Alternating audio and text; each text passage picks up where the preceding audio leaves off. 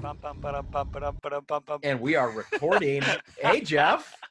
Ba-dum, bum, ba-dum, ba-dum, bum. We're recording now? Okay, we're We in. are. We We are. are both wearing black because, I mean, this team is dead, isn't it?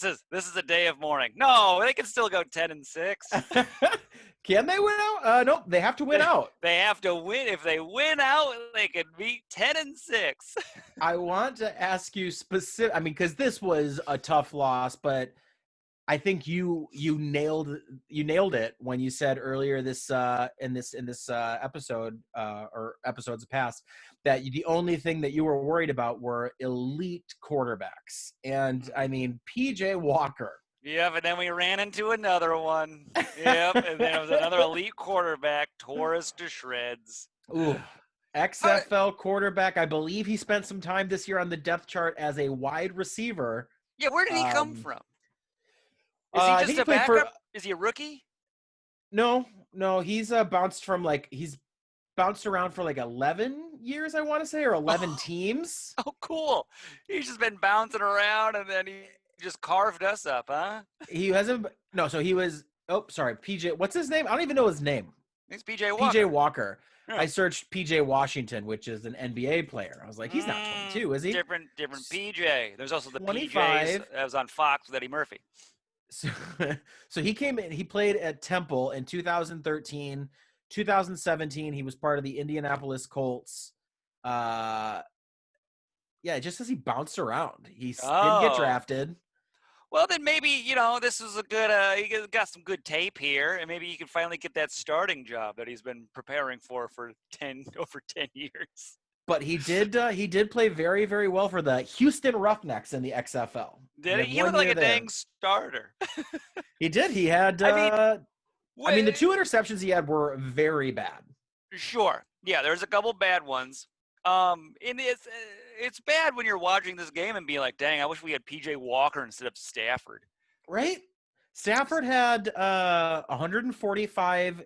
He had 178 passing yards, but as a team, they had 145 yards. That comes down to the 5 sacks that Carolina got. He takes Stafford too many for. sacks. Stafford takes sacks, and it's getting on my nerves. We have a fine. Our O-line's not that bad. We have a decent line. Well, so they shouldn't be taking these sacks. Our number 1 free agent acquisition, Halapoulier Vaitai, the big 4-year, $50 million contract that Bob Quinn put down. They pulled him because he was playing so bad. Stafford got sacked 5 times, and he took 11 quarterback hits. I mean, they were all over him all day. He was just getting destroyed. Yeah, because there's no quick release. I don't know. They don't believe in our running game. Kerryon Johnson is a bust.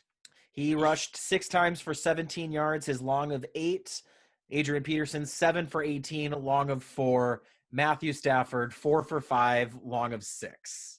We rushed for 40 yards yesterday on 17 carries, an average of 2.4. I won't even say 2.5 because it's not 2.5. It's 2.4 yards per carry. They rushed for 2.4. That's insane. It's so bad. Like, he can't run.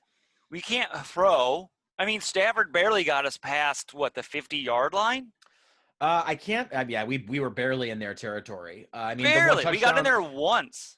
And the touchdown that was called back. I mean, let's talk about mental errors. We've discussed it in the past. There were 2 consecutive games where there were 10 men on the field, and then an illegal formation that draws back their flea flicker play. And the only way we scored was on a trick play. Yeah, the only way we scored was by doing it illegally. And I want to draw some attention to Matthew Stafford had 178 yards. We only had 178 yards receiving.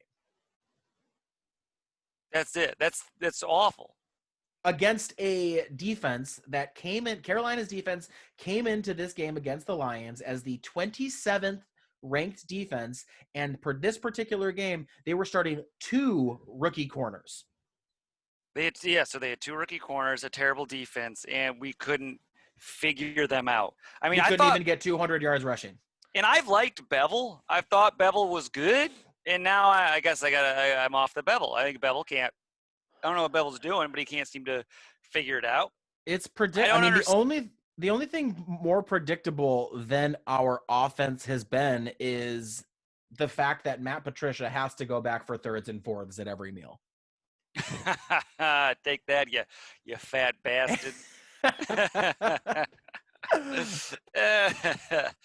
Yeah, and Our it's just, total yards yesterday, we only put, I'm sorry, Sunday, we are recording a couple days later, but on Sunday, we only put up 185 total yards.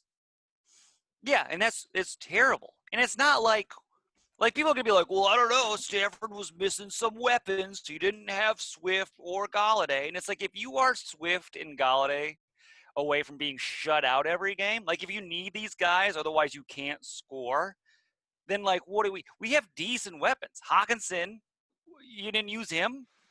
I He had mean, they, he led the team in targets, but I mean, he had 4 for 68.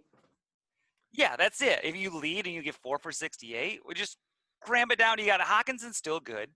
I mean, Jones Jr., he can still catch the dang ball. He had the next most targets, and he had 4 for 51. Yeah, it was very, very bad. It's like they don't know what they're doing out there.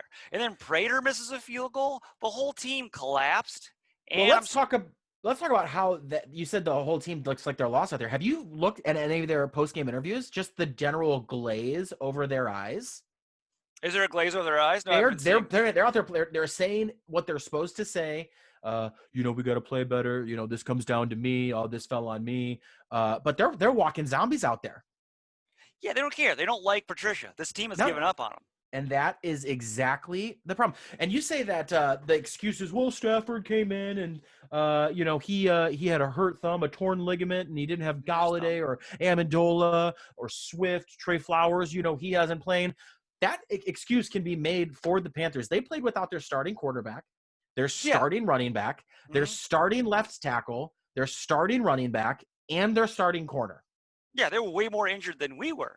A lot more pivotal pieces, and they put up 20 points, and they put up 374 yards. Yeah, and they shut us out completely. And if we like shut out Caldwell would have taken us to the playoffs this year with a 9-7. We would have squeaked in, probably lost, but we would have gotten there. I like that you up until this point. I mean, and even in this episode, you have said Patricia can still take us 10-6, but the most faith you're willing to give is Jim Caldwell is 9-7. Yeah, he was a 9-7 guy. Yeah, he was a 9-7 guy. He won 11-5 once. Sure, yeah, he did. But he was. That's like a 9-7 guy having a good year. You know what I mean? How does Patricia? And I really, really wanted them to fire Patricia this week, but I get that they couldn't because it's a 3-day week. But right, they don't have the time. They got to prepare, I guess. I mean, do they prepare? What do they prepare for? Why does he need time to prepare? Because it does not look like he does at all. He's like, hey, Stafford's thumb's hurt. We're missing Swift. Galladay's out. What should we do? And he's like, I don't know. Hopefully it'll work. And then we don't score. And it's like, did you have a plan? And he's like, oh, no, just kind of hoping it would work. Well, he's got a philosophy. He comes into work every day, and he works hard every day. He doesn't care if it's engineering or football coaching. He comes in and he works. He talks about making adjustments and that they've got to be consistent and everything. He is for a man as geometrically shapen as he is the flattest head coach in the NFL. I mean, can you tell me, was it easier for you to be a Detroit Lions fan now or during that 0-16 season under Rod Marinelli? Which was easier for you? Because I personally think it was easier for me to be a fan during the 0-16 season because we had less potential. Right. The 0-16 season was less frustrating. It was before Stafford. Yeah, this season Johnson had no one throw into him. Right, so it's just like, hey, oh no, we're gonna go 16. I hope we just get a win. And like every time we lose, we're like, well, maybe the next one we get that win. Whereas this one, they're like, what are we doing? Who are we? What's our identity? What's the plan? They should have just force-fed Hawkinson the ball. Something. I mean, you got 2 rookie cornerbacks you can work on. There's weapons. You can make it work, but they were just like, let's try what we've been doing. But we're missing a couple pieces. And then it didn't work. And then they're like, and the second half hits. And they're like, well, let's keep trying it. Which is exactly what they tried this whole Adrian Peterson thing again, and he was ranked and is currently ranked the worst running back in the NFL. Yeah, he's Moving, LeGarrette Blunt all over again. he is exactly what he is. He's just a better career history than what Blunt had. Right, and I'm But hoping, I don't know, maybe next year, after we re-sign Patricia, Quinn, and everybody, I'm hoping they sign Frank Gore. oh god, Frank Gore, I would take him. That guy, he is the. No, he'll come in, he'll suck for his last year, and he'll retire the year after. Oh, And he's then like, yeah, I we'll went too long. get maybe Gurley, and we'll just keep getting every single year of like, well, maybe there's something left in the tank, and then there won't be, and then we're like, well, we'll try again next year. I don't know why we keep trying to find guys with stuff left in the tank. It's wild to me. In But 10 years, we're going to bring back Kerryon Johnson. Yeah, we'll bring back Carrion. Like, I think there might be something a little bit left in that tank. And you're like, stop trying to squeeze stuff out of the dang tank and build a running scheme that's just, I don't know, utilize their skills. Carrion can catch the ball, throw them outside. I don't know. Mm-hmm. There's ways to use them, but they just. Well, we talked about there's ways to use him, but he's slow now. he's got that big old brace on his knee. Yeah, I think he could probably only pass block, but just have him in there pass blocking the whole time. I mean, give up on the run. Just give Stafford up needed the help. Mm-hmm. He got hit 11 times and then sacked 5. I mean, he needed someone in there protecting him. We talked about Peterson being the worst running back ranked in the NFL right now. Out there, Okudah and Trufant are ranked in the bottom 10 corners in the league. Cool. Jaron Kearse and Will Harris are ranked in the bottom 11 safeties. Also, Tracy Walker is having an atrocious year. Duron Harmon and Amani Aruarie are our best pieces there on defense. And then Jelani Tavai, who seems to just be playing on the field on the regular. It has decreased over the weeks, but he's a bottom 4 linebacker. Like, what do we... He's a bottom 4 linebacker? Wait, that guy that was way overdrafted out of Hawaii? Yeah, who everyone was like, who? Yeah, who nobody ever heard of taken to the second round is in the bottom 4? I can't imagine. You take those Jelani Tavai, Jaron Kearse, Will Harris, Jeff Okudah, Marcus Trufant, Desmond Trufant, and having benched Halapulie Vatai, those are all Bob Quinn guys. Like, that's just as much case for us to fire both of them. Did something happen to Bob Quinn or Matt Patricia, maybe both of them, to where they have a personal vendetta against the city of Detroit? Do you think that they were working on a assembly line at Ford and one of their parents lost a limb of some sort and Ford just refused to pay them any sort of workman's compensation, and Bob Quinn or Matt Patricia just looked like, I'm gonna get the Fords back one day. I'm gonna get them back. And then they bided their time for decades. And then they brought themselves to the Detroit Lions organization and said, I'm just gonna murder them like they murdered the hope of our family. Is that what happened? Is it some dark origin story? It could be, or they could just be working for the Patriots secretly. And they're just, they're just trying to make this into a Patriots retirement home. And they want to take care of their Patriot players. Like, hey, come on over here. We'll give you a few $1 million. The Fords can afford it, and the fans will keep watching. We just want to make our ex-Patriot players, we want to thank them for their service, getting the Super Bowls in New England. Come over here. We'll get you some money. You don't have to play hard. Don't worry about it. And then we'll fire Patricia. We'll go back to the Patriots when we're all done. We just want to get our Super Bowl players that played in Super Bowls. We want to get them a little bit more cash as a thank you. I think that's what this whole plan was. Detroit is just a big thank you to Patriots players that have just like, hey, you know what? I took a little pay cut to get that championship. I'd like some money, though. And they're like, you know what? Come to Detroit. You don't got to play hard. We'll bench you a couple times if you're tired, and we'll give you a lot of money. I think that's this whole plan. This is just a big thank you to Patriots players. And in New England, you get water and Gatorade, and in Detroit, you get Jell-O and pills. Yeah. Get over here. Yeah, we'll give you Jell-O. We'll give you pills. It doesn't matter. You're all old guys. And you tried your hardest, and here you go. You don't need to win games here. It doesn't matter because we got dirt on the Fords. Bob Quinn has a video of Sheila peeing on a Russian bed or something, and that's why he's going to be safe. Yeah. Bob Quinn has video of Sheila Ford Hamp peeing on an orange-haired man in some Russian embassy. Mm-hmm. Yeah, that's the only thing that makes sense that they're still here. They got to have some form of, what is it called? Cromptomat, with a word that the political people use. I don't know. It's a smart word. It starts with a K. Anyways, it's Cro- I think it's COVID? Crompromat. I think it's the word Rompro. people Yeah. use a lot. Is my right? Compromat. Compromat. That's it. Compromising information collected for use in blackmail, discrediting, or manipulating someone, typically for political purposes. Look at the vocabulary on Jeff Sheet. I mean, I won't say it correctly, but I know what the word is. You know it's out there. I'm like that guy that just reads books, and I walk out and I just say everything completely wrong. Like, well, I never heard it before. But you say it with confidence so people believe you. Yeah, I did it in my head. That's the only way. I think Bob and Patricia have some compromat on Sheila, and then she's just going to re-sign him for another year, you know? Hopefully after Patricia goes 10-6.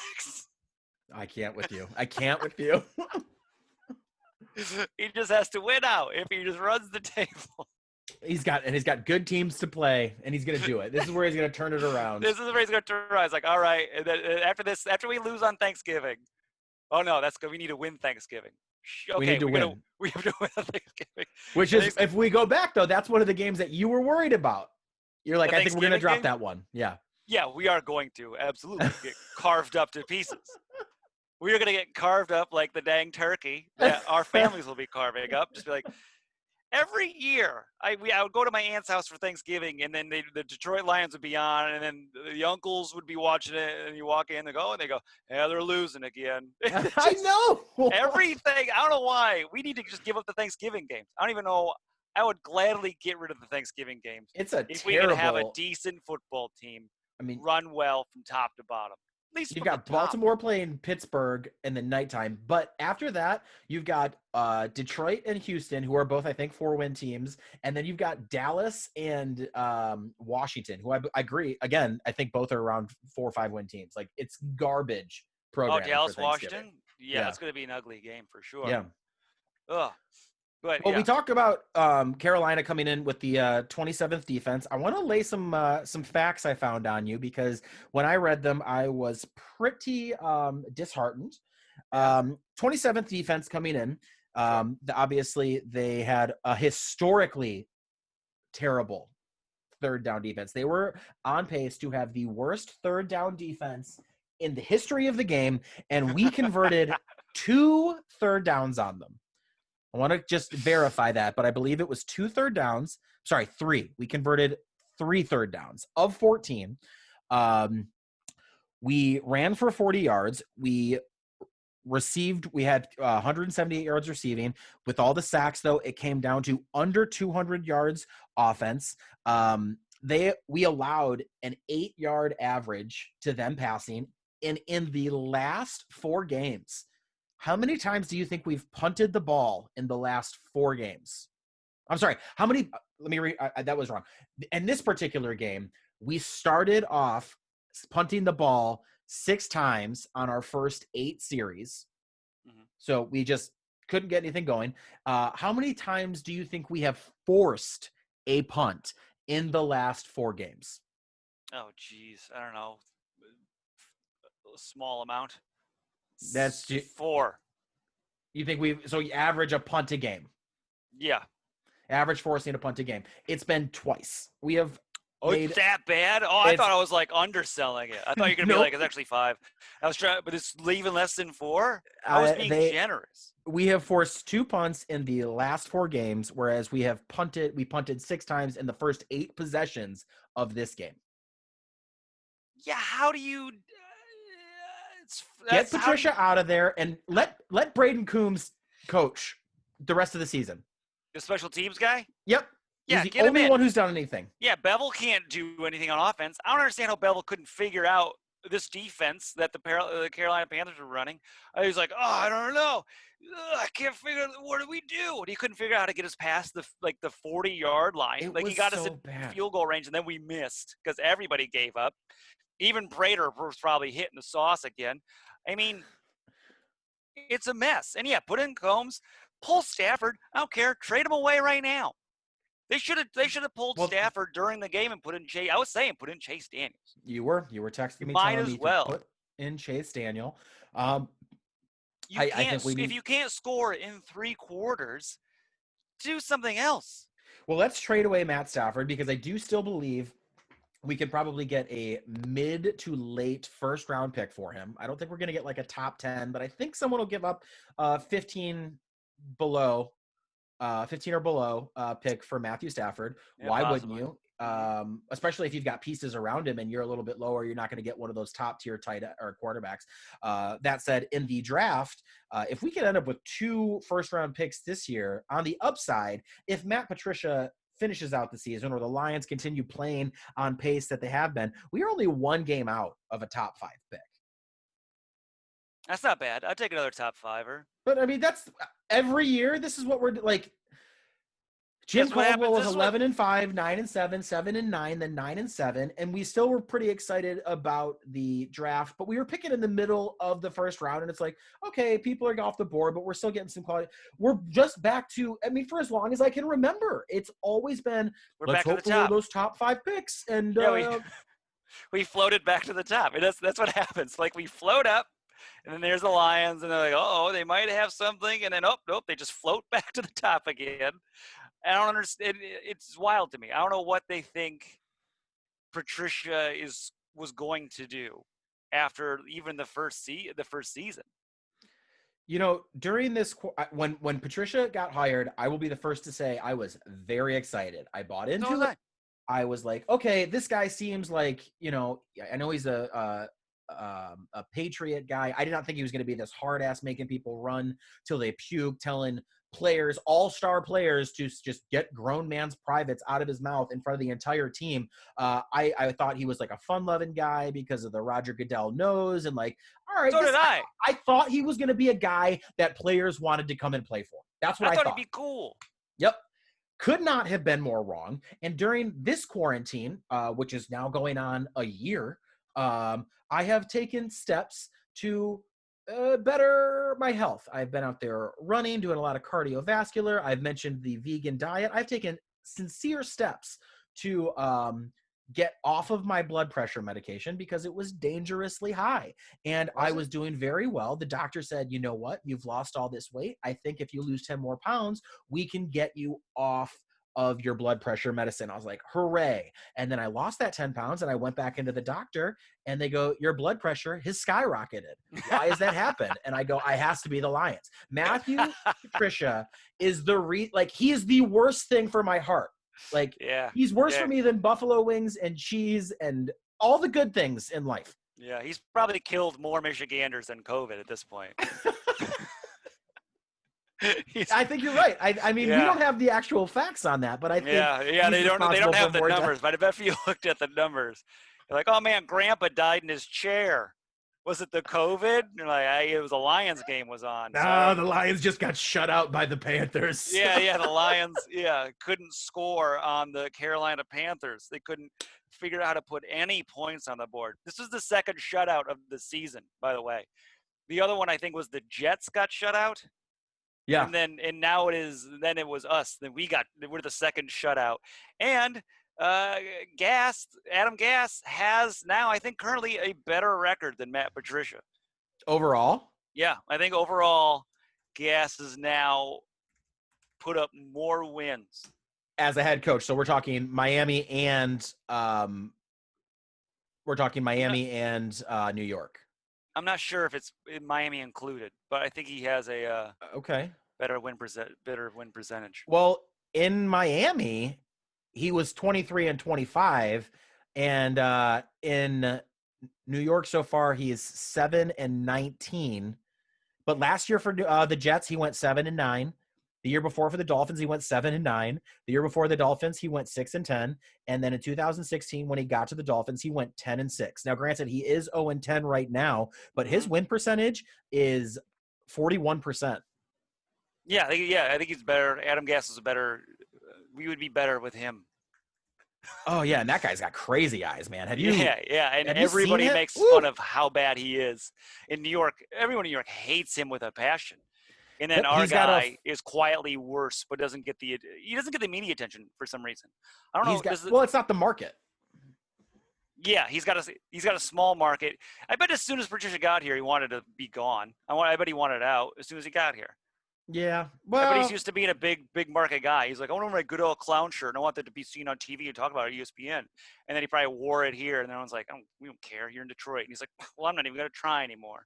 but I mean, if you win, people take notice of things. True. People don't Yeah, want to talk about losses. he probably is just bad.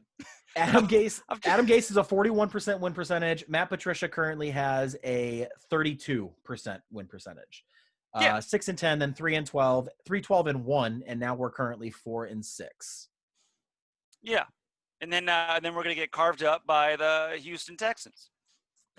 I do think that's what's going to be interesting too. That is like Ghost of New England passed twice, but like two different generations, because Romeo Crennel is coaching for them right now in the interim after they got rid of Bill O'Brien. They got rid of one New England-based coach and only to bring in another one. But Romeo Crennel's been getting it done for him. I mean, want to find out what their record is? Yeah, that was good on them to actually fire their guy. We're gonna wait till the end of the season. Do you think? I mean, do you think there is a possibility that Patricia gets fired after this Thanksgiving game?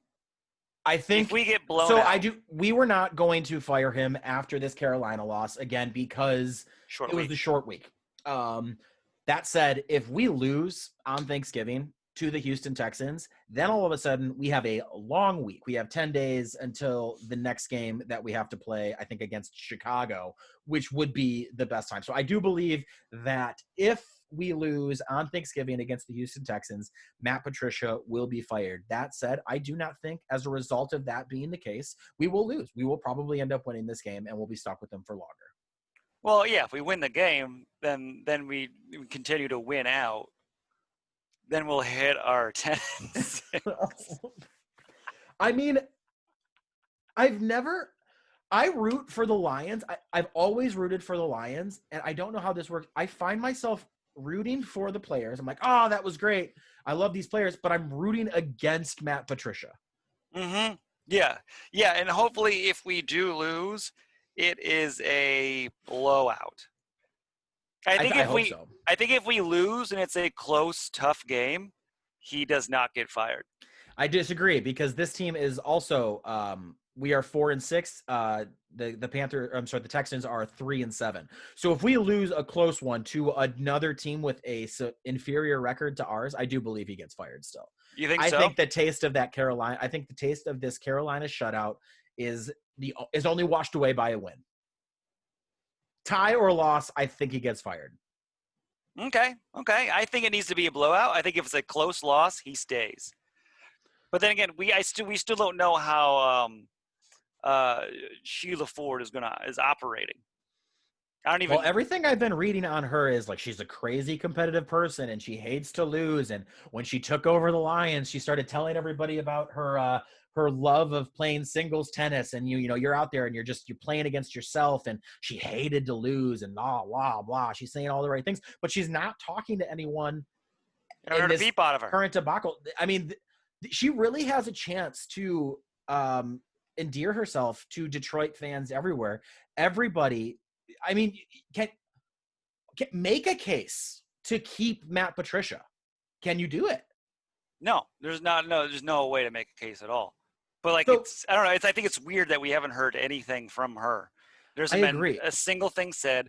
Bob Quinn, I mean, he never does press conferences anyways. Nope. Like he never does them during the season. But you'd think there'd be some kind of snippet, like a little something that she said, but she hasn't said a word. Maybe she's too busy playing singles tennis and she has no idea how the Lions are even doing. And she's just like, she's like, I'm so competitive in tennis. And they're like, what about your football team? She's like, what? Oh, I don't know. What are they doing? How are they doing? They're like, they're 4-6. She's like, that's not bad. That's okay. And then she goes back to tennis. She could be like that when she's like, I'm so competitive in tennis. And then they're like, oh, have you seen the defense? She's like, oh, they do. They're like, well, they held them to 20 points. She's like, well, that sounds pretty decent. I think how many did we put up? And she's like, we lost 20 love. We lost 20 love. Yeah, everything's. You gotta tell her like tennis terms. Yeah, they beat us, Sheila. It was a 20-love. And she's like, gee, love? We didn't.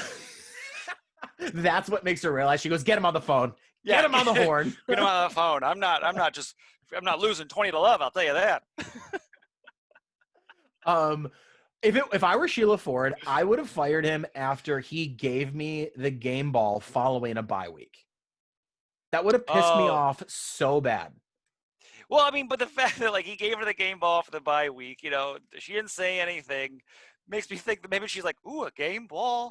This is great," and she went back to tennis You think she's and never just seen a game? right. Yeah, she probably didn't watch the games. Doesn't say, I mean, what the team that she owns is doing, she clearly doesn't watch any of these games. I, She's probably up there in the box drinking rich people Chardonnay. I don't know what they do up there, and just talking about tennis the whole time with her back turned. And they're like, "Oh, they missed a field goal." She's like, what does that mean?" Anyways, are you playing tennis this weekend? And then it's probably all she cares about. And because if she had any iota of like, I care about this team and the fans, she'd be like, okay, we need to. She would say some tough things. honestly, I think to endear, I think you're right. I think she needs to say something to the fans, and I think she needs to do something. I think she Yeah, needs. I mean, if we lose on Thanksgiving, and Sheila Ford does not come out and at the very least speak publicly, but realistically fire Matt Patricia and Bob Quinn, because again, like I said, Okuda Trufant, bottom 10 corners, Curse Harris, bottom 11 safeties, Tabai, bottom 4 linebacker, benched Vaitai, blown the pick on Tease Tabor. I mean, he was a butt. Like, Quinn needs to go to get rid of all, clean house and start the rebuild. Give Braden Coombs a chance to pad his resume. Let's see if he's the next John Harbaugh, special teams coordinator to head coach, get us to the Super Bowl. Realistically, that's probably not the case. I would love to see it. Sure, I will hop on that Coombs bandwagon. But I did read articles on who our potential replacements could be. Do you have anyone? I know we've talked about it before, but do you have anyone that you would like to see take the helm? Take the helm. Besides Coombs. I mean, next season. Oh, next season. If Coombs doesn't work out. Oh, like a new coach. Yeah. Let's see. Honestly, I mean, you got your top guys that everybody wants. The Chiefs. What's his name? Bellamy. Eric Bieniemy. Bieniemy. The B enemy. That's fun. I think that's how you pronounce it. Is he the A enemy or the B enemy? Like, he's not the top evil guy, but he's the second evil guy. He's tough battle. That B enemy. He's an under. He's one of the Koopa kids. Yeah. He's like Goebbels. He's not the A enemy. He's the B enemy. So yeah, he's one of the. So I read this article that have 4 guys, 2 that were not currently in the NFL and 2 that were in the NFL. And Eric Bieniemy was the offensive coordinator currently in the NFL that people wanted. I wouldn't mind honestly giving a. Everybody probably think this is a dumb take, but I mean he did it before. I wouldn't mind giving old Harbaugh another shot in the NFL. Currently, he's bad in Michigan. I know he's not great in Michigan. Are you trolling right now? No, I know it. No, I mean he's a Michigan guy. He loves the state. Does he? I think so. He doesn't really like living in Michigan. He's a big fan of the state. And I mean, look, he did it with San Fran. Like he took San Fran. All the way. He did. He did do it in the NFL before.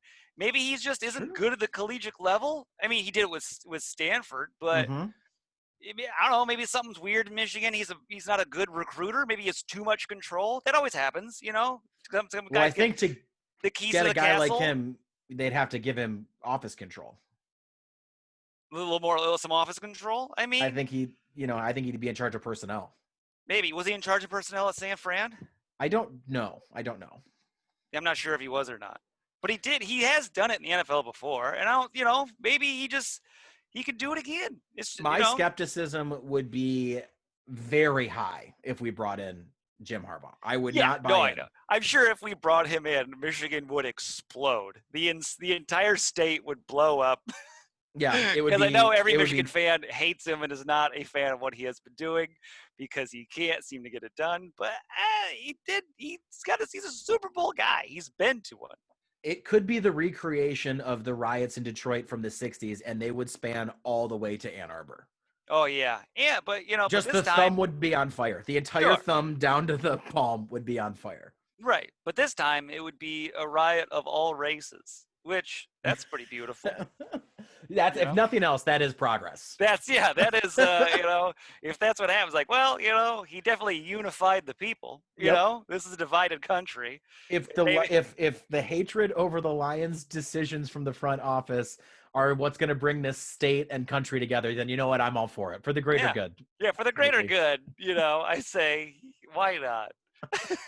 Who are the other choices on the list? So the other NFL choice, he was the defensive minded guy. It's Robert Saleh, the defensive coordinator in San Francisco. Who, I Hmm. mean, I'm skeptical. I think players would love to play for him, but I thought they would love to play for Matt Patricia. That said, I would love to have him as our head coach, because he is responsible for their defense, because Kyle Shanahan is obviously such an offensive minded, quarterback centric guy. So Right. Robert Saleh deserves a lot of the credit for that defense, whereas I don't think Matt Patricia deserved so much credit for the defense when Bill Belichick was at the helm. Really, if things got rough, Bill Belichick would take over. So I would Yeah, like it that sounds like he did hire. a lot. I would like Eric Bieniemy, because I mean, honestly, this offense needs something. And Jeez I would like to pull from a Louise. different tree. I would like to pull from, I wouldn't mind pulling from a Shanahan tree, which obviously goes back to Mike Shanahan and Kyle Shanahan. Saleh, I'd Hmm. be happy with. I would love to pull from an Andy Reid tree. I love He's Andy got a good Reid. tree. I love his tree. Got a He's got a nice. real strong trunk, real good roots. Yeah, he's got a good tree. Not like those trees around your house that knocked over your power lines. Right? Yeah, he'd he'd have stood firm. He'd have Yeah, stood yeah. If firm. he was your trees, yeah, we would have been doing this earlier. Uh, Um, and then the other two, and then the other two were the often mentioned and the complete opposite decision of a Jim Harbaugh, Urban Meyer. They said if he were to come out of I retirement, don't think he would though. I mean, he would probably. I mean, in my And opinion, he didn't would he kind probably of? Didn't he like require. get? Didn't he get canceled or something? Didn't he do? Didn't he like know about? Wasn't Urban Meyer? Didn't he get in trouble? I don't know. That was Penn I State, think. right? But Urban Meyer was in Ohio State. I don't think Urban Meyer got canceled. I think Urban Meyer. I think something happened. I think he like tried to cover up some form of crime, which is why I think he Did Urban retired. Meyer cover something up? He clung. Uh, okay, and as of USA Today in 2018, it says Urban Meyer's legacy will always be tainted because he There clung it to is. the idea that he was not suspended for 3 games at the beginning of the 2018 season for his knowledge about or covering up of domestic violence allegations. He maintained he was suspended for mismanagement of a very troubled employee who was in a very troubled marriage. So yes, it sounds like it was a cover up. Yeah, yeah. So yeah, some about yeah, domestic violence, and then he was like, well, it's, you can tackle still. I don't know I don't know exactly the details. But yeah, Urban Meyer's tainted. I gotta be honest. After this Patricia, no more tainted men.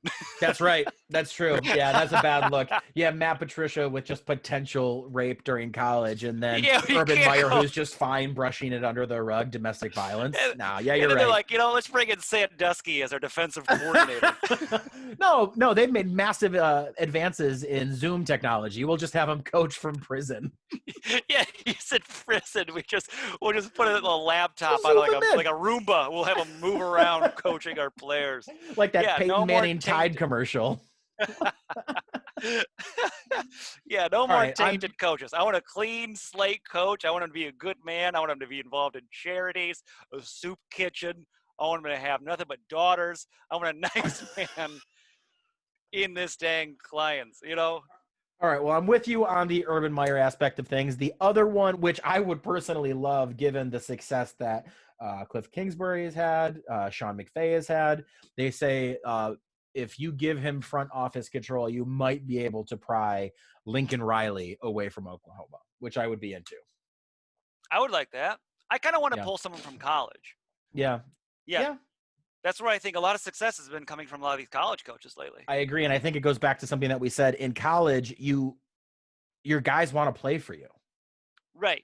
The successful And teams in the NFL, obviously the players want to play for the coaches. But I think in college, Patricia probably would have been more successful in the college ranks because it's an authoritarian coach over a bunch of kids, but at the same time, like a father figure role model that people want to play for, I think that's more of a Lincoln Riley vibe. I mean, think about who he's had. He's taken Kyler Murray and Baker Mayfield to Heisman trophies, and he got Jalen Hurts in the running for it. I mean, talk about a quarterback whisperer. You need that, Yeah, especially if you need Stafford's that. going to go or we're going to get his heir apparent. Yeah, especially if you need to draft one. Yeah, I think that's a good. I think pulling a guy from the collegiate level is a good idea. And it's also they're more creative over there. And in the NFL, like it seems like everything's changing. It seems like the Yeah, NFL is definitely becoming more mobile quarterbacks are all over the place. I can throw deep bombs. It's wild. It's yeah. offensive focused. I mean, Um, speaking of Kyler Murray, my neighbor told me the other day, and it was a perfect analogy when, because obviously Kyler Murray, he can throw the deep ball, but when he runs, it's like, man, what's he doing? Doesn't Kyler Murray look like when he's running? Doesn't he look like a little kid who just stole a toy? yeah, he does. Yeah, it's like a little. Yeah, he He's looks like like, a little meatball. Yeah, it's like a yeah, little. He looks like he kind of looks like to me Maurice Jones-Drew. He's got that like little short, little quick little Maurice guy. Jones-Drew was so stocky. Yeah, he was very stocky. He Yeah, was a he's not little as deep stocky, bowling but ball Kyler going Murray is about. around. He's the same like body type. It looks like. You think? I think he's more lanky, but I Yeah, I think think he's they're a more similar likely. size. Yeah, they're a similar size. Yeah, that's all the creativity's coming out of the college level. Other Well, choice I let's. just thought of. I mean, this is an NFL person that I've for some reason I've always liked him as a coach, but is Gary Kubiak. We've talked. I don't know why We I like interviewed him in the him. past. Yeah, I think we should have grabbed him. I don't What know is he why. doing right now? What is He's he the doing offensive coordinator for the Vikings. Remember when they tore currently? us up with Dalvin Cook? Yeah, Yep. that's Gary Kubiak. And He's a running guy. he's only 59. Every picture here, he's just got a big old smile on. He seems like a nice guy, and he's mainly, I think, a running back. Like when all of his teams was like heavy runners. He was a run first kind of style. Well, Which it says that he's got apparently a very unique position in Minnesota and he loves it. I don't think we're pulling him away. you just want to leave his unique position. He says he loves it. What's his position over there? Putting band-aids on his head He's an coach's face. offensive coordinator and a game day play caller. But yeah, it's a long article and I'm not really good at skimming and scanning. That's fine. Well, anyways, if we could pry him, I wouldn't mind having him over. I don't know why. I have an affinity to the Kubiak. I believe that. I've heard you say that many times before, and you'd stay true to it. All right. Speaking of Kubiak, he was the head coach of the Houston Texans in 2006 through I don't know. I think that's why I like him because I was a Matt Schaub fan.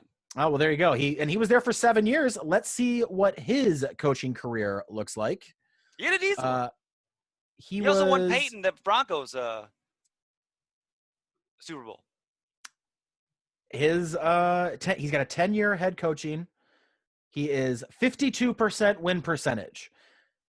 He was 61-64 at in 8 years at Houston and 21-11 in the 2 years at Denver. So yeah, I would take him.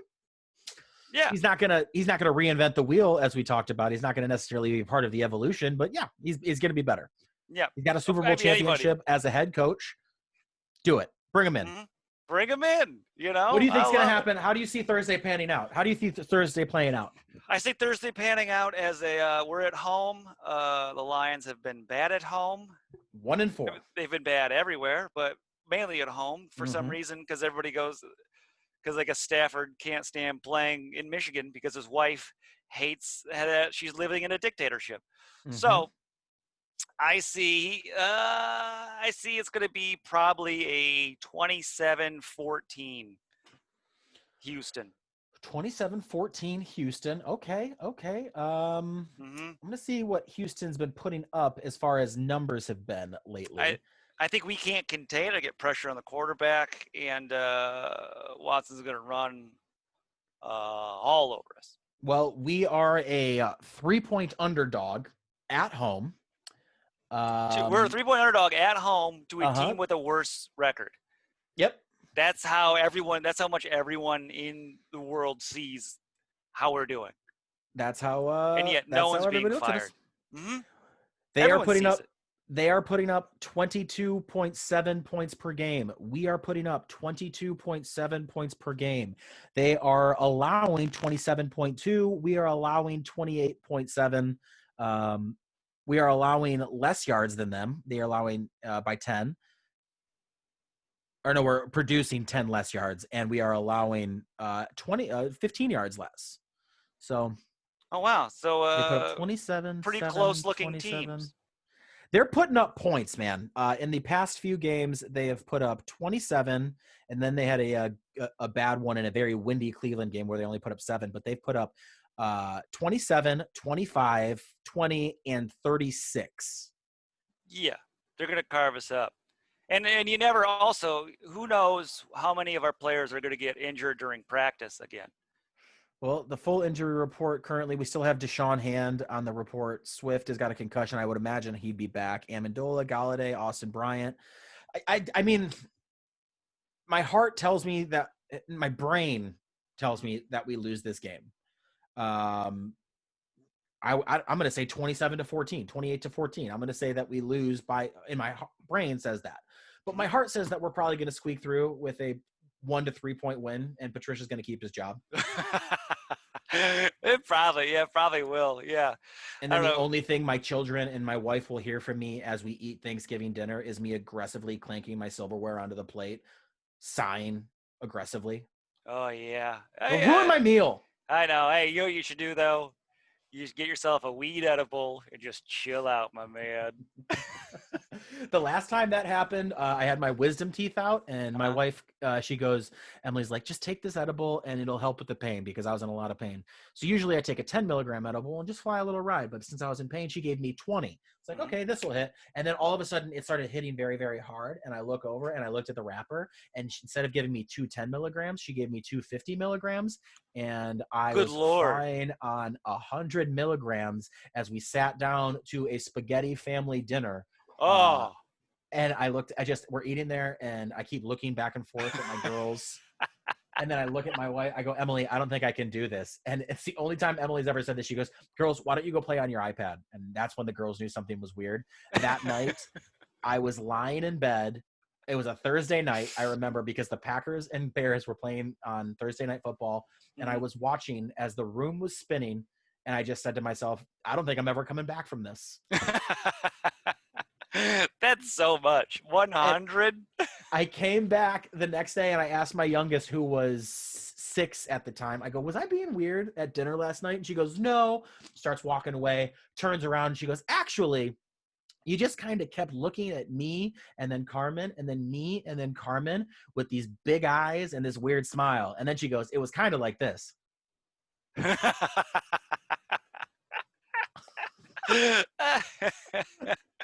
Yep, and they'll never know what was wrong with Dad. At the time, I was medically prescribed, so I could get away with saying it was medicine. But why was Dad being so weird? Oh, he was just high out of his mind, in pain and ripped up. Well, I say you're gonna have to do it again this Thanksgiving during this blowout. You might want to do it on Friday when you see Patricia has not been fired yet. Just start. You know what? Friday would be great, because every year after Thanksgiving, you know what Emily and I do? We take all the Thanksgiving leftovers and we make egg rolls. We put all the leftovers in an egg wrapper, like a wonton wrapper, and then fry them. And then we use gravy and cranberries for the dipping sauce. You get to choose, but it's got mashed potatoes and turkey and green bean casserole. You can throw some corn in there. It's delightful. That's fun. Yeah. Wow, how exciting. Oh, yeah, okay. You should get some. You should get some wrappers and do it. Maybe I will. But make sure it's more than just creamed corn. I don't know. We're doing it here this Thursday. I gotta prepare a turkey first time. Oh yeah, you got your turkey. That's gonna be fun for you. Yeah, 13-pounder. Is that too much? I don't know. Well, you have a bunch of people coming over, right? Not a bunch, but more than just the two. Yeah, we're having like a couple people over. Emily just got home with a 16-pound bird, so I don't know. Oh, okay. If you're getting a 16, okay, I could do it. It's too much. Both of those are big. Yours is probably big enough for like a perfect size for the amount of people you're having over. Yeah, we're going to try to pack it out at about 30, 40 people. Make this a Oh, super good, spreader good. event. Yeah, no masks. We're not doing any masks. And, Everybody in their red hats. all indoors. Yeah, we're doing. We're gonna cram everyone together, and we're gonna no utensil style. We're gonna do like a finger style, and And everyone can feeding just each dig in. other like a Yeah, real yeah, we're all gonna sloppy tapas. feed. Well, my friend, happy Thanksgiving to you and Chloe, and we will talk maybe on Friday, maybe on Saturday. Oh yeah, that's right, because we got a Thursday game. Oh, it's And our we'll first try and get it Thursday up. game. It's our Wow, first Thursday game together. prime time. Oh, happy Thanksgiving, buddy. Happy Thanksgiving to you too. Bye-bye.